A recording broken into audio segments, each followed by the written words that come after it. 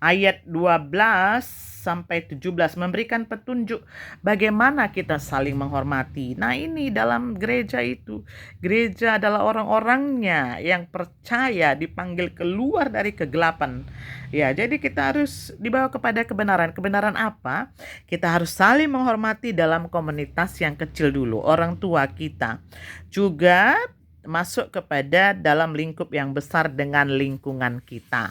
Ya, jadi lingkungan sosial yang beragam dan latar belakang yang berbeda. Dan kemudian kita lihat lagi Lukas 10 ayat 25 sampai 37 bahwa kehidupan yang kudus, nah itulah gereja, kehidupan yang kudus dan beriman kepada Tuhan.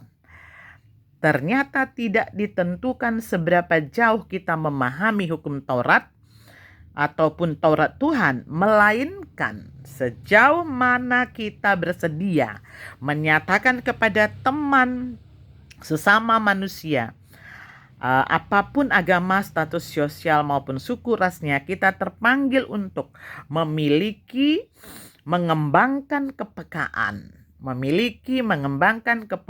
menaruh belas kasihan dan bersedia membela sesama kita. Ya, bersedia membela sesama kita seperti orang Samaria yang baik hati. Orang Samaria ini dituduh oleh orang lain sebagai orang kafir. Ternyata dia memiliki kepekaan untuk menaruh belas kasihan dan bersedia membela sesamanya tanpa melihat bukan sukunya, agamanya, dan lain sebagainya. Tapi dia adalah saudara kita. Nah, karena itu anak-anak ibu, pada kesempatan kali ini firman Tuhan juga dalam Matius 22 ayat 39 sampai 40. Kasihilah sesamamu manusia seperti dirimu sendiri. Imamat 19 ayat 118, Imamat 19 ya, ayat 118 ayat 18, jangan menuntut balas, jangan menaruh dendam. Yesaya 1 ayat 17 sampai 18. Belajarlah berbuat baik, usahakanlah keadilan, rendahkanlah hatimu, jangan kejam, belalah hak-hak anak yatim. Galatia 3 ayat 28. Semua adalah satu di dalam Kristus, bahwa di dalam Kristus Yesus, ya, kita satu. Hanya manusia yang sering membuat perbedaan itu sebagai pengaruh dosa. Dengan berbagai trik iblis mengelabui manusia yang kurang teguh imannya sehingga dapat dijangkiti oleh virus, bukan virus corona, tapi virus pemecah belah. Iblis membuat virus pemecah belah, mengelabui manusia, mengelabui supaya imannya tidak teguh. Sejauh mana Rasul Paulus mengatakan pemecah belah itu sudah dimulai. Kita semua adalah orang-orang yang dibenarkan oleh iman, yaitu gereja. Kita pun dipanggil untuk menyatakan kasih Allah itu kepada orang-orang yang lain. Nah, anak-anak ibu, pada kesempatan kali ini kita lanjutkan lagi. Sejauh manakah Tuhan Yesus menjanjikan, anak ibu nanti baca dalam Markus 16 ayat 17 sampai 18. Apa janji Tuhan di dalam Markus 16 ayat 17 sampai 18 ini? Percayakah kita bahwa Tuhan akan melindungi kita? Nah ini. Percayakah bahwa Tuhan akan melindungi kita? Kalau kita percaya, apakah berarti kita ini bisa bertindak semau-mau kita? Itu. Anak ibu baca dulu Markus 16 ayat 17 sampai 18. Tuhan Yesus menjanjikan hal-hal tersebut. Percayakah kita bahwa Tuhan melindungi kita? Dan apakah kalau Tuhan melindungi kita, kita bisa bertindak semau kita? Tidak. Karena pemahaman itu terlalu ekstrim. Pemahaman yang gimana? Kalau misalnya ada truk lewat, lalu kemudian ada bus pariwisata lewat, lalu kamu percaya Tuhan melindungi aku, maka aku nyebrang saja tanpa hati-hati. Oh, karena kamu yakin Tuhan melindungi kamu, itu pemahaman yang terlalu ekstrim. Langsung ditabrak, mati. Celaka. Namun kita juga percaya bahwa Tuhan, ingat ya, jangan kita berbuat ekstrim gitu. Kalau Tuhan melindungi kita lalu nggak hati-hati, lalu nyebrang saja.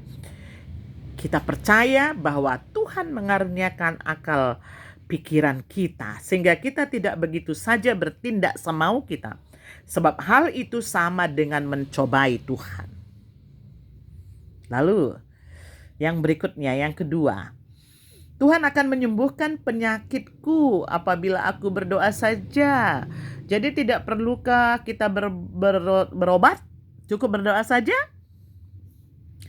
Wow, Tuhan kan menyembuhkan penyakit kita apabila kita berdoa. Jadi tidak perlukah kita berobat lagi? Cukup berdoa saja? Jawabnya, perlu berobat. Walaupun kita percaya bahwa Tuhan sanggup menyembuhkan kita, kita pun tidak dengan sengaja menghentikan pengobatan, tidak dengan sengaja menghentikan pengobatan atau menolak ke dokter sambil berdoa saja mengharapkan kita akan tetap selamat. Sebab hal itu sama dengan mencobai Tuhan.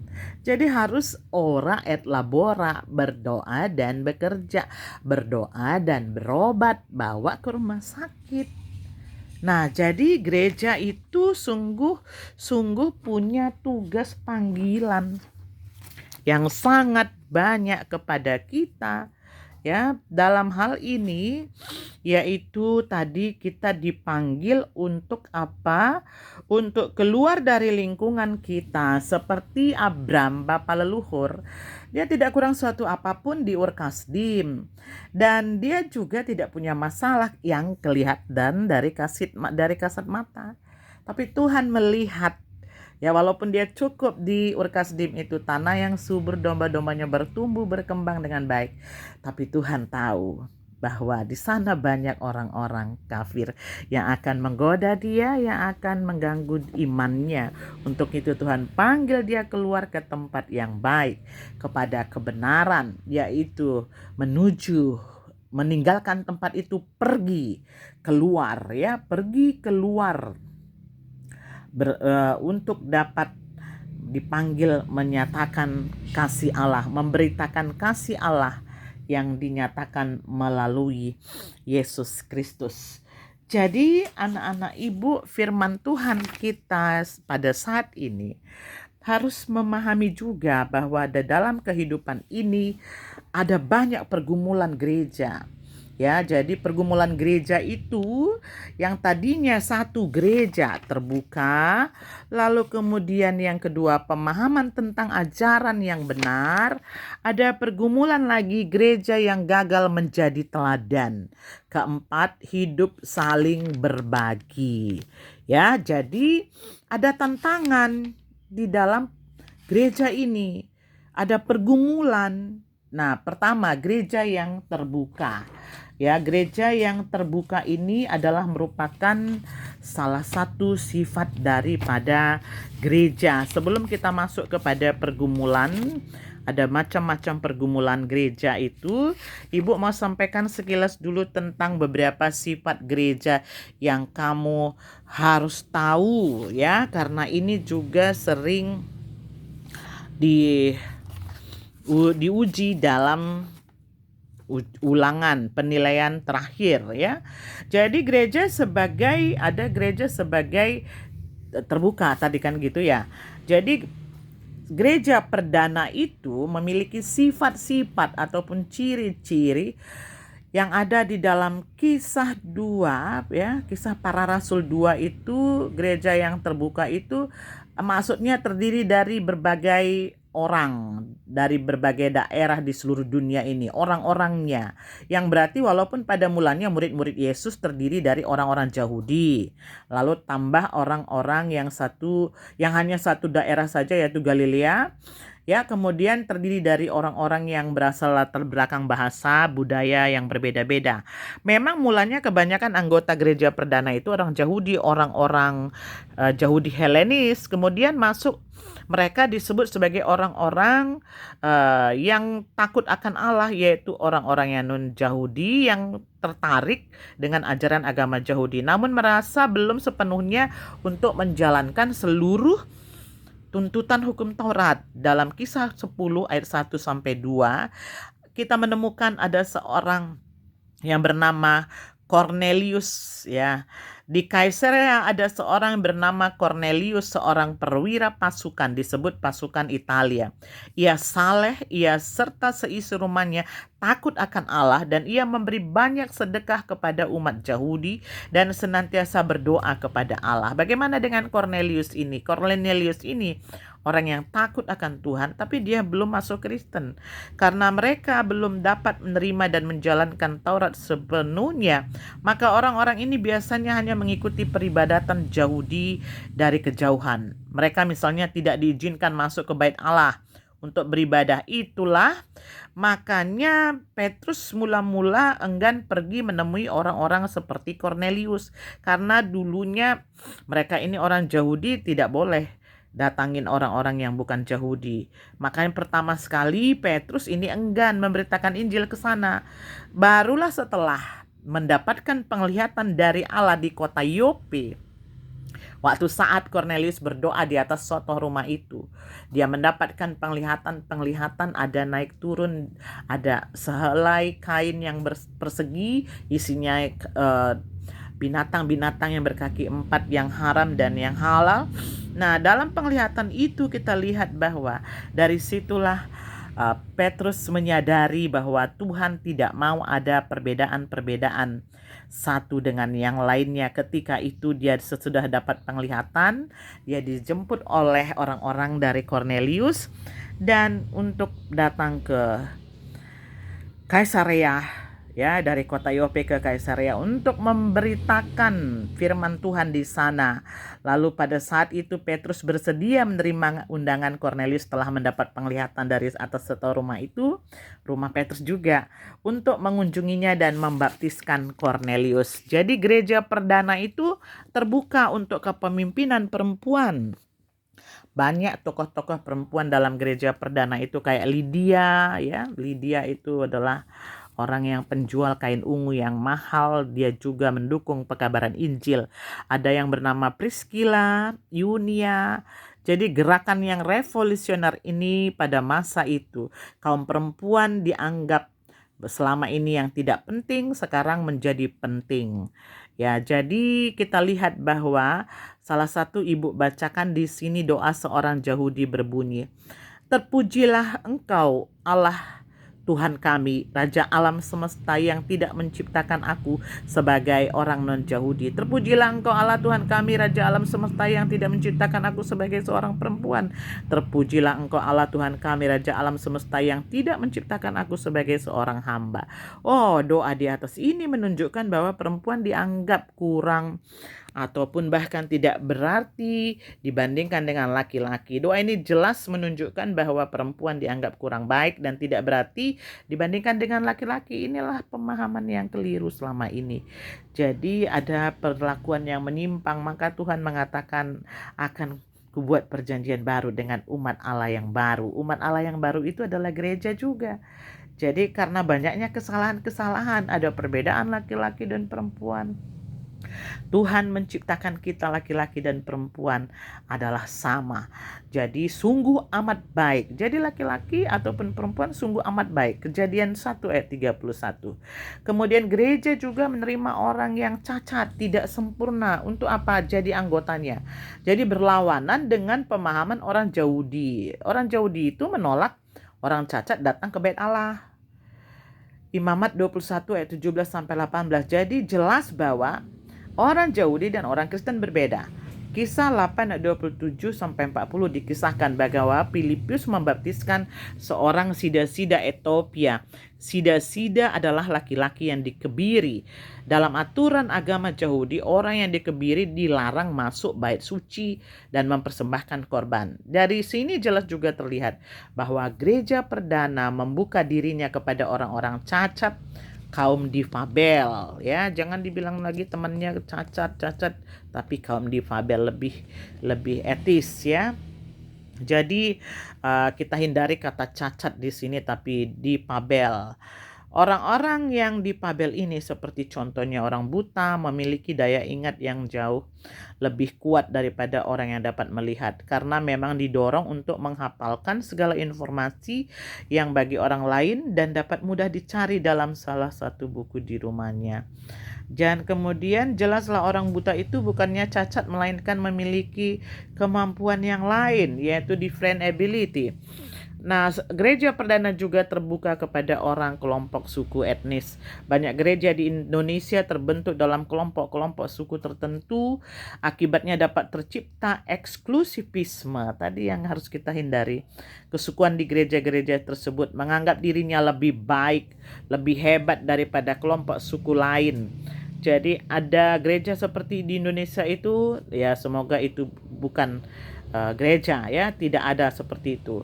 Kalau hal itu terjadi, tentu Tuhan Yesus akan merasa sangat berduka sebab ia sendiri dalam Efesus 2 ayat 14 dikatakan, damai sejahtera kita yang telah mempersatukan kedua pihak dan yang telah merubuhkan tembok pemisah yaitu perseteruan. Hal ini sangat berbeda dengan gereja perdana yang kita lihat terbentuk di Yerusalem. Artinya gereja yang eksklusif seperti itu tentu berbeda dengan gereja yang dicita-citakan oleh Tuhan Yesus, sebuah komunitas yang terbuka. Gereja itu juga bersifat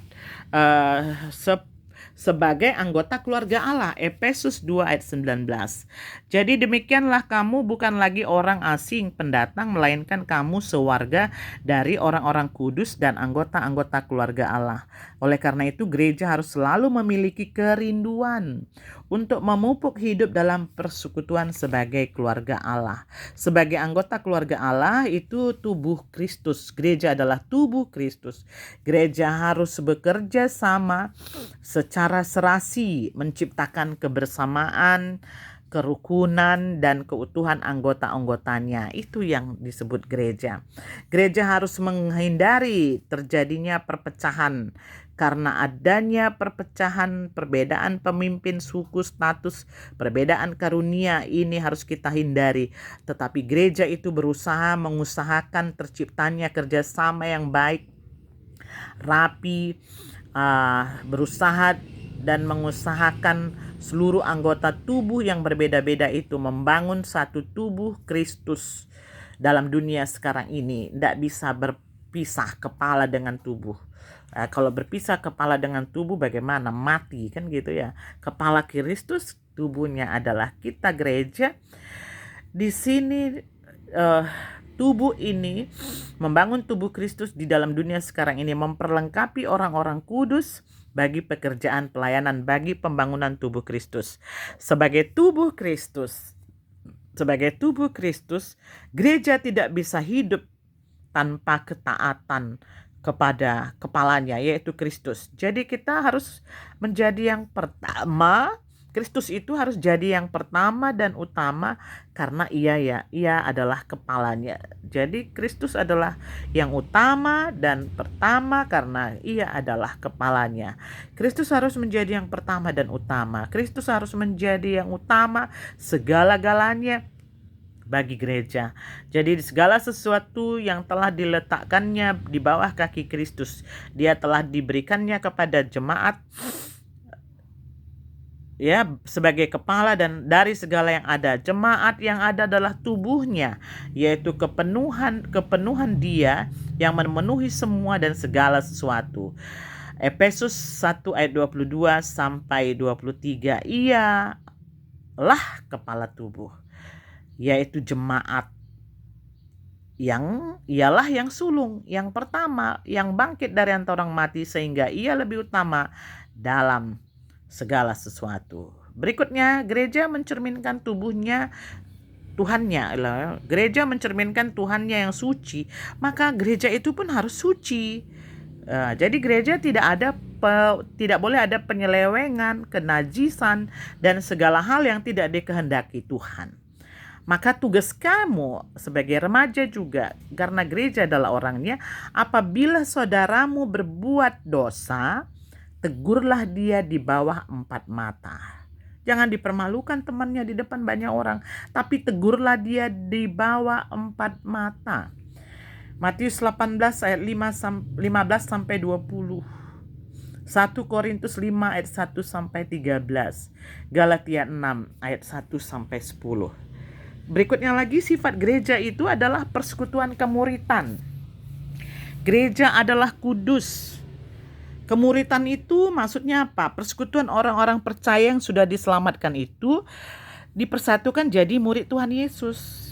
Kisah Para Rasul 20 ayat 28, 1 Korintus 6 ayat 20, 1 Petrus 1 ayat 18. Jadi kita ini, gereja itu adalah persekutuan orang-orang percaya yang sudah selamatkan tadi dipersatukan jadi murid Kristus. Jadi gereja itu adalah murid Kristus juga. Kemudian gereja adalah kudus. Kudus kadosi berarti disendirikan, dihususkan untuk kepentingan Allah. Bukan tidak berarti gereja ini berasal dari orang berdosa, iya, tapi disendirikan, dihususkan untuk kepentingan Allah. Keluaran 37 ayat 29, Imamat 16 ayat 4, 1 Samuel 21 ayat 4, 2 Tawarikh 35 ayat 3. Jadi gereja itu adalah kudus. Kenapa? Karena dikhususkan untuk melakukan pekerjaan-pekerjaan Allah. Tetapi hendaklah kamu menjadi kudus di dalam seluruh hidupmu, sama seperti Dia yang kudus telah memanggil kamu. Sebab ada tertulis, kuduslah kamu, sebab aku kudus. Berikutnya lagi, gereja adalah am. Am itu umum. Persekutuan orang-orang percaya di segala tempat dan abad, umum. Segala tempat dan abad. Jadi artinya gereja itu orang-orang, semua orang yang mengaku percaya kepada Yesus sebagai Tuhan dan Juru Selamat. Jadi gereja tidak terbatas pada orang-orang tertentu saja. Terbuka untuk siapa saja yang mengaku percaya kepada Kristus. Dan gereja tidak boleh bertentangan, tidak boleh membangun tembok-tembok pemisah. Ya, Ibu ulang kembali, gereja tidak boleh membangun tembok-tembok pemisah dalam segala hal kesukuan, adat istiadat, sosial, ekonomi, dan sebagainya. Terakhir, gereja adalah esa. Tuhan menjadikan gereja itu untuk mengakui adanya satu Allah, satu Tuhan, satu baptisan. Dan berusahalah memelihara kesatuan roh oleh ikatan damai sejahtera, satu tubuh, satu roh, sebagaimana kamu telah dipanggil kepada satu pengharapan yang terkandung dalam panggilanmu, satu Tuhan, satu iman, satu baptisan, satu Allah dan Bapa dari semua, Allah yang di atas semua dan oleh semua dan di dalam dunia dan di dalam semua. Efesus 4 ayat 3 sampai 6. Jadi keesaan gereja adalah keesaan yang harus sama dengan keesaan Allah Bapa, Allah Putra, dan Allah Roh Kudus. Supaya mereka semua menjadi satu, sama seperti Engkau ya Bapa di dalam aku dan aku di dalam Engkau, agar mereka juga di dalam kita, supaya dunia percaya bahwa Engkaulah yang telah mengutus aku. Yohanes 17 ayat 21 sampai 22. Keesaan yang berdasarkan kasih Allah. Jadi demikianlah anak-anak ibu, kita masuk kembali lagi mengenai pergumulan gereja yang terbuka tadi. Gereja tadi terbuka, kenapa dikatakan terbuka? Karena terdiri dari berbagai daerah di seluruh dunia ini. Nah, kemudian mereka itu gereja ini tadi yang tadinya itu kenapa jadi pergumulan? Karena gereja itu seharusnya itu adalah memandang semuanya adalah sama, tapi ternyata gereja itu bagaimana? Yaitu memandang yang sebelumnya, sebelum turun Roh Kudus ya, ternyata kaum perempuan dan laki-laki ada perbedaan. Pandangan itu berbeda. Jadi lalu ada gereja yang satu menganggap gerejanya lebih atau kelompok sukunya lebih hebat, menganggap dirinya lebih baik dari kelompok suku lain. Nah, ini juga harus dihindari. Berikutnya, pemahaman tentang ajaran yang benar. Ini juga suatu pergumulan. Eksklusivisme, kesukuan, mungkin ada gereja-gereja atau kelompok, ya, orang-orang Kristen tertentu menganggap dirinya paling benar dan paling suci. Di Korintus, jemaat itu terpecah-pecah, pernah terjadi karena adanya kelompok menganggap diri masing-masing sebagai paling benar, paling Kristen. Sikap seperti ini tentu juga keliru. Tuhan Yesus sendiri tidak mengajarkan kelompok yang satu dengan kelompok yang lain lebih baik daripada kelompok yang lain. Nah, di Appalachia di Amerika Serikat, di satu pegunungan, ada sekelompok orang Kristen yang percaya bahwa mereka itu mengikuti ajaran yang benar. Hal ini dapat dibuktikan dengan cara menguji iman mereka. Siapa yang berani memegang ular yang sangat beracun, ya, mereka itu sangat dapat membuktikan kalau mereka digigit ular itu mereka tidak mati. Maka ini membuktikan bahwa mereka itu memiliki iman yang kuat dan yang benar.